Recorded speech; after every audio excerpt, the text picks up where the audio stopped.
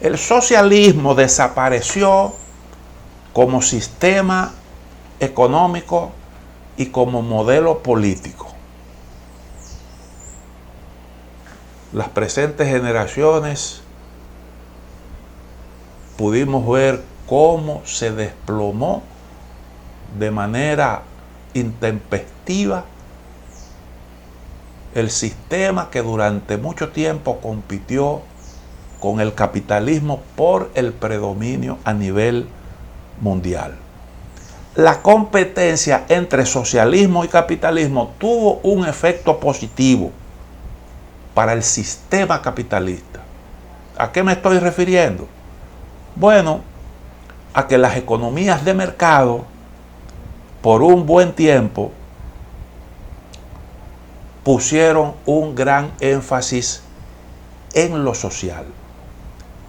Eso debilitó el discurso de los países socialistas sobre la explotación de los trabajadores. Recuerden ustedes que el socialismo siempre reclamó ser un sistema superior al capitalismo, en donde los trabajadores eran explotados, extrayendo la denominada plusvalía, que era una parte del trabajo que el capitalista se la apropiaba para sí. El capitalismo pudo demostrar capacidad para satisfacer las necesidades de los trabajadores, adoptando el denominado estado del bienestar o estado providencia, que ponía énfasis, reitero, en lo social, con servicios como la atención médica y de salud, educación pública y acceso a la formación, servicios de seguridad social como pensiones y prestaciones por desempleo, vivienda y servicios de bienestar social. También hubo políticas de redistribución de la riqueza, impuestos progresivos para financiar programas sociales, es decir, los impuestos estaban en función de los ingresos. Pagaba más el que más tenía, y con los recursos recaudados de esa manera se aplicaban políticas sociales en favor de los más desfavorecidos. Transferencias de ingresos para ayudar a grupos más vulnerables. También hubo un empeño por una buena regulación laboral. Hubo normas laborales para proteger los derechos de los trabajadores, limitación de la jornada laboral y garantías de condiciones laborales seguras. También participación activa del Estado, intervención del gobierno en la economía para corregir desigualdades y promover el bienestar general, regulación de sectores clave de la economía para proteger a los consumidores y prevenir prácticas empresariales abusivas. Y eso fue en gran medida producto de la competencia entre dos sistemas. El sistema capitalista tomó su mejor rostro en el marco de esa competencia. Entonces, con la caída del socialismo, las cosas cambiaron. Quedó eliminada la competencia entre países con sistemas distintos. Se impuso la desregulación de las economías. Todo quedó en manos del mercado, la salud, la educación, el mercado laboral. Y se aplicaron entonces políticas fiscales regresivas, es decir, recorte de impuestos, lo que impactó las finanzas públicas y la disponibilidad para programas sociales era menor. La idea era justamente esa, que el mercado se encargara de redistribuir riqueza y que decidiera incluso quién recibía atención médica, quién no, quién iba a la escuela, quién no. Cada quien tenía que ser competitivo. En eso fue que se puso el acento después de la caída del bloque socialista. Simple y llanamente porque no había competencia. La correlación de fuerzas se inclinó demasiado hacia un lado. Como consecuencia de eso, entonces, aumentó la concentración de la riqueza y las desigualdades. Las desigualdades y la falta de respuesta a las demandas de la gente terminó impactando el sistema político. Es decir, la política dejó de producir respuestas a los problemas de la gente. ¿Por qué? Porque la concentración de la riqueza le dio más poder a los de arriba y los de arriba terminaron cooptando la política y la política se puso al servicio de los sectores más poderosos. Y entonces las elecciones, que normalmente eran un mecanismo que despertaba el entusiasmo en la gente, las esperanzas, cuando las cosas no marchaban bien, entonces venía un partido político con ideas distintas, conectaba con las necesidades de la gente, producía algunas correcciones y eso mantenía funcionando el sistema. Pero la política dejó de tener capacidad para decidir por sí misma sobre lo que convenía y no convenía. Y las elecciones terminaron convirtiéndose en una especie de pantomima. Y eso terminó abriendo grietas a través de las cuales se colaron políticos de todas las calañas, incluyendo demagogos, gente con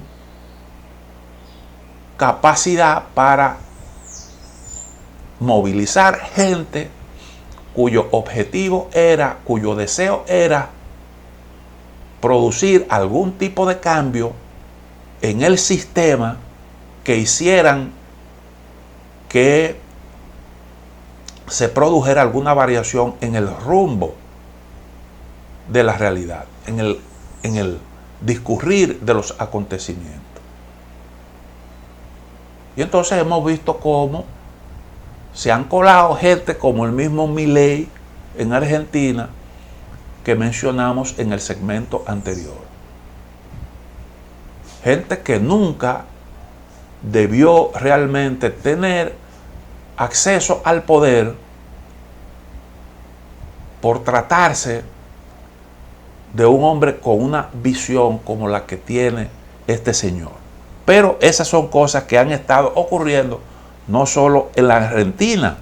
Hemos visto, por ejemplo, lo que ocurrió en Venezuela, en donde el sistema de partidos políticos colapsó, los que allí tradicionalmente se alternaban en el poder, y eso fue el producto de la aplicación de políticas neoliberales. Lo mismo ocurrió en Ecuador, en Bolivia, en Brasil, Colombia. Ahora está ocurriendo en El Salvador, pero eso también lo hemos visto en países como Francia, en donde dos partidos políticos que durante 40 años se alternaron en el poder quedaron relegados a un segundo plano. Eso ocurrió en Grecia cuando ganó Syriza, que era un partido pequeño, desplazó a los grandes partidos. Algo parecido llegó a ocurrir en España en el marco de la crisis aquella que golpeó duramente en el mundo entero, 2008. A partir de ahí, cuando hubo todas esas manifestaciones, las marchas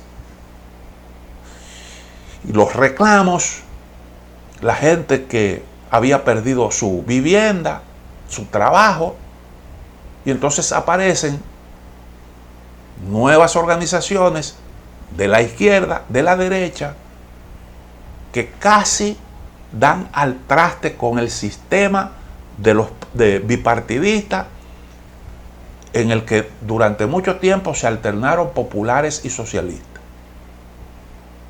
Solo que izquierda y derecha emergente cometieron los mismos errores que cometieron esos a los que ellos estaban llamados a desplazar.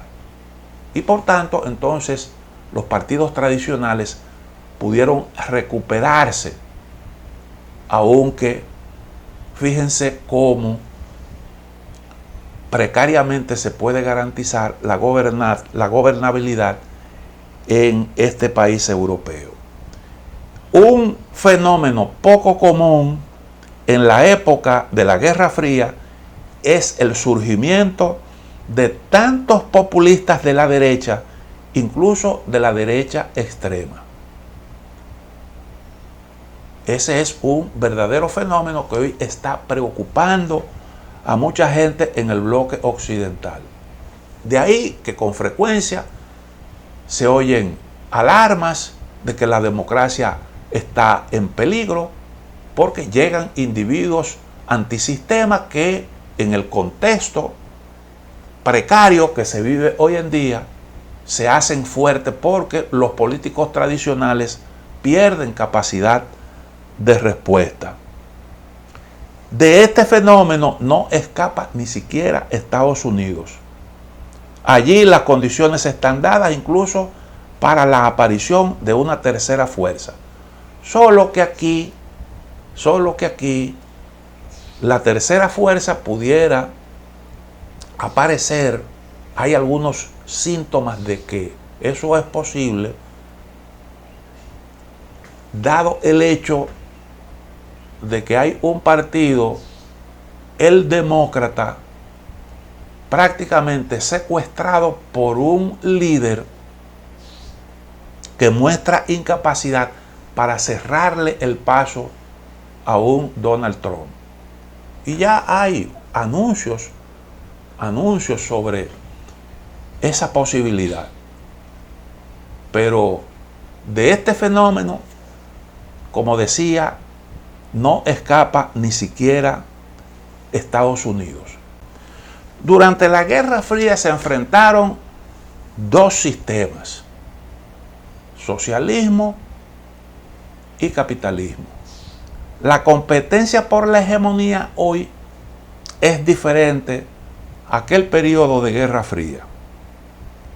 Durante la Guerra Fría no hubo fractura en el tejido político del bloque occidental, a pesar de que competían partidos con ciertas diferencias ideológicas, algunos liberales, otros conservadores, pero había un elemento común entre todos estos, y es que estaba clara la línea roja, que era aquel enemigo común que representaba el socialismo con la Unión Soviética a la cabeza. Entonces, durante la Guerra Fría, decía, no hubo fractura en el tejido político occidental. Hoy ese tejido político luce fracturado. Cuando hablo de tejido político, yo me estoy refiriendo a la estructura y las relaciones de poder que existen entre diversos actores políticos a nivel del bloque occidental y a lo interno de muchos países. Entonces, como hay esa fractura, no existe garantía de continuidad de las políticas internas ni de la forma de interactuar de los distintos países del bloque occidental, a pesar de acuerdos de los que se desprenden determinados compromisos, como por ejemplo el acuerdo que crea la Alianza Atlántica, la OTAN. Y un ejemplo de eso es el caso de Turquía, que objetó la ampliación de la OTAN, la inclusión de Suecia y Finlandia, aunque terminó transándose, pero durante un tiempo puso objeción. Todavía está pendiente la incorporación de Suecia, pero todo el mundo sabe cuál ha sido la posición de Turquía. ¿Por qué la actitud de Erdogan? Bueno, porque a Erdogan le cerraron las puertas de la Unión Europea y le quisieron imponer determinadas políticas con respecto a los kurdos. A Erdogan lo acusan de ser un autócrata. Y todo el bloque occidental apostó por su derrota en las últimas elecciones, que él ganó. Pero ahí usted ve un ejemplo de eso que le acabo de decir. Hungría no se sumó a las sanciones contra Rusia, porque Hungría entendió que había unos intereses en sus relaciones, unas ventajas que ofrecían sus relaciones con Rusia, y no quiso sacrificar eso. Pero además de eso, Hungría ha bloqueado una ayuda a Ucrania de unos 50.000 millones de euros. Este es otro ejemplo. Hay temas que dividen a los líderes occidentales, como por ejemplo la migración, el aborto, la política de género, el matrimonio de personas del mismo sexo. Y estos no son temas que usted puede su importancia minimizarla.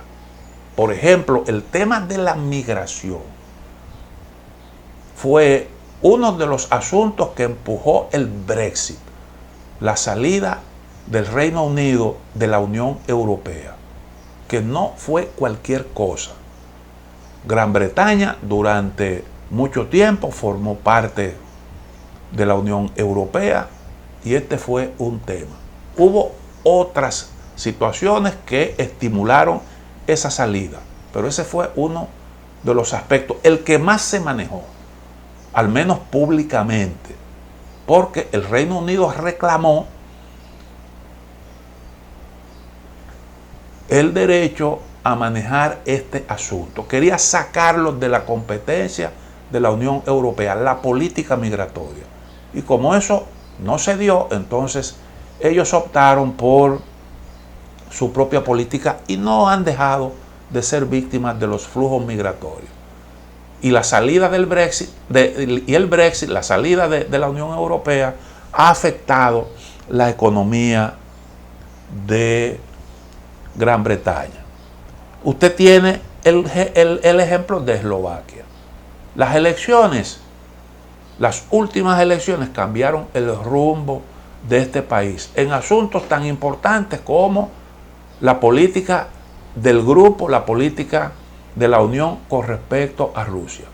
¿Por qué? Bueno, porque el nuevo primer ministro entendía que no era consona con los intereses de Eslovaquia la política de sanciones a Rusia. No es porque fuera pro Putin, como dicen algunos, sino simple y llanamente por una cuestión de interés nacional. Entonces, estas son diferencias que usted no las veía, al menos de ese tipo, en el marco de la Guerra Fría. Se da el caso incluso de que hoy usted tiene políticos como el caso de Donald Trump en Estados Unidos, que es un hombre, primero, que fue presidente de Estados Unidos, segundo, que es el líder hoy en día de uno de los principales partidos, con posibilidades de volver al poder, muchas posibilidades. Y es un hombre que es partidario de unas relaciones normales con Rusia.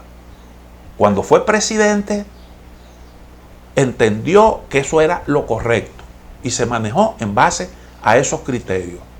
Donald Trump entendió que era bueno tener buenas relaciones con Corea del Norte y lo intentó y tuvo también resultados en ese sentido.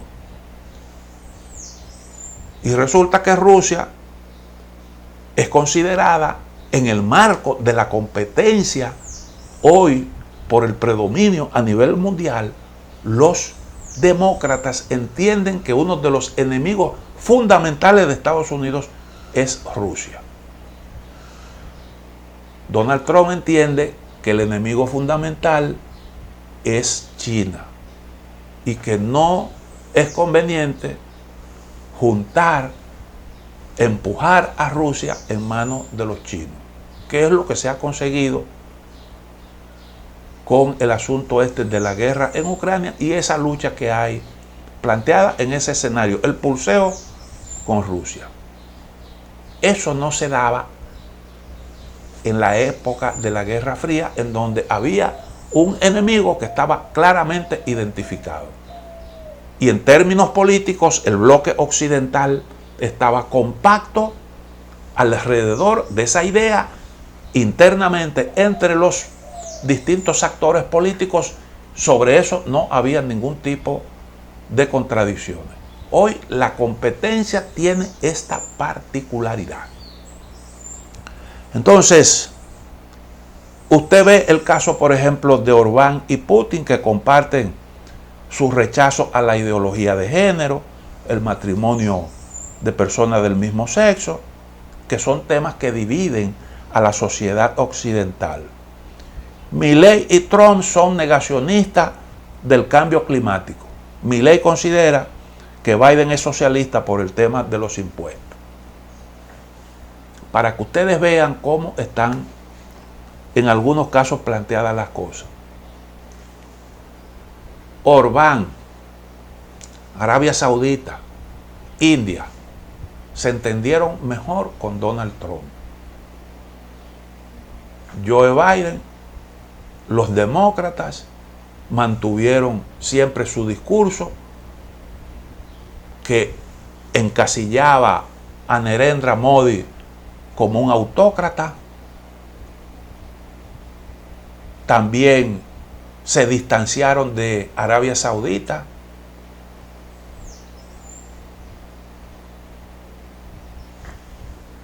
Y no se sentían muy cómodos con Benjamín Netanyahu. Con Trump, todos estos líderes se entendían mejor. Trump dijo que Narendra Modi era un Elvis Presley de la política. Y demostró tener la razón en el sentido de que fíjense cómo ahora los demócratas han tenido que buscarle el lado a Modi y han querido entenderse con los líderes saudíes. Lo que quiere decir que Donald Trump entendía bien cómo era que estaban planteadas las cosas. Y yo creo que aquí hay también otras particularidades. Naturalmente, en la época de la Guerra Fría, usted tuvo fenómenos como la Ostpolitik, que fue ese esfuerzo que hizo Alemania en la época de Willy Brandt, un acercamiento a la Unión Soviética, porque la Unión Soviética tenía el control de una parte de Alemania, porque hubo, después de la Segunda Guerra Mundial, dos Alemanias, la República Federal y la República Democrática. Y la República Democrática, ahí quien mandaba era la Unión Soviética. Pero además de eso, Alemania necesitaba las materias primas de Rusia. Y por eso Willy Brandt promovió la denominada Ostpolitik, ese acercamiento, la distensión con la Unión Soviética. Y eso produjo buenos resultados. Porque aquellos acuerdos de Helsinki, en donde se codificaron los principios del derecho internacional, que marcó la distensión entre los dos bloques, eso fue producto de esa política impulsada por Willy Brandt. Los competidores, al ser economías de mercado con nexos efectivos en todo el bloque occidental, no son fáciles de aislar sin evitar que eso se refleje negativamente en la economía mundial. No todos los países están dispuestos a asumir los costos políticos de limitar los intercambios económicos. Hoy usted se encuentra con que, producto de políticas incoherentes, Scholz, Biden, los mismos Tory en Reino Unido, son impopulares, son fracasos que han obtenido en el marco de esta lucha. Otra pausa, en breve volvemos.